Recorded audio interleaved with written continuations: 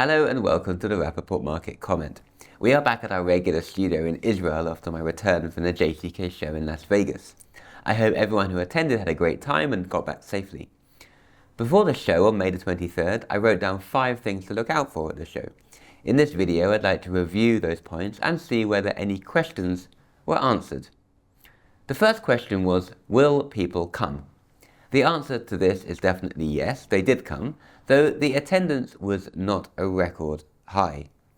JCK Events reported that more than 17,300 people came, slightly down from the 18,000 it reported for last year's show.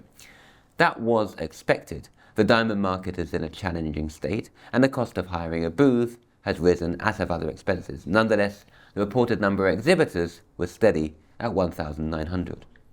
However, what matters is the quality of the visitors and not just the volume. Exhibitors I spoke to said those who did attend were serious, and this led to decent sales and inquiries, especially in the finished jewelry sections. Second, I asked how US retail was faring. I got a mix of answers. Many said consumers and retailers were shifting back to natural diamonds, as I mentioned on the last video.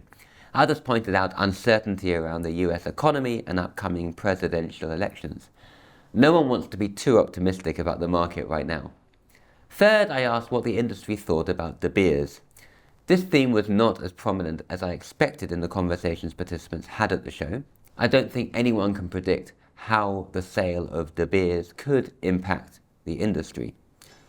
I asked De Beers CEO Al Cook whether the separation from Anglo-American might reduce De Beers' financial flexibility. This flexibility has enabled it to maintain industry stability in recent downturns, for example, by limiting sales rather than lowering prices.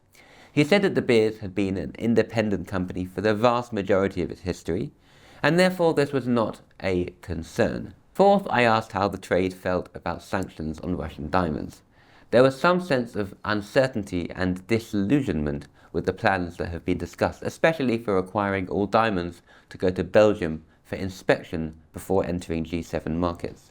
There was also a lot of keenness to learn about the sanctions, as evidenced by the strong attendance at several events that dealt with these topics. Fifth and finally, I asked whether American diamond companies were able to compete with Indian suppliers.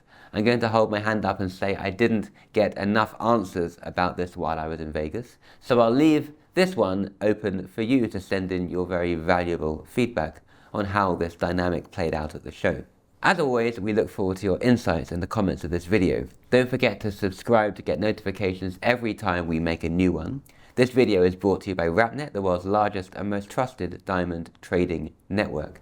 If you buy or sell diamonds, RapNet is the right solution for you. Find out more at rapnet.com. Thanks for watching and enjoy the rest of the week.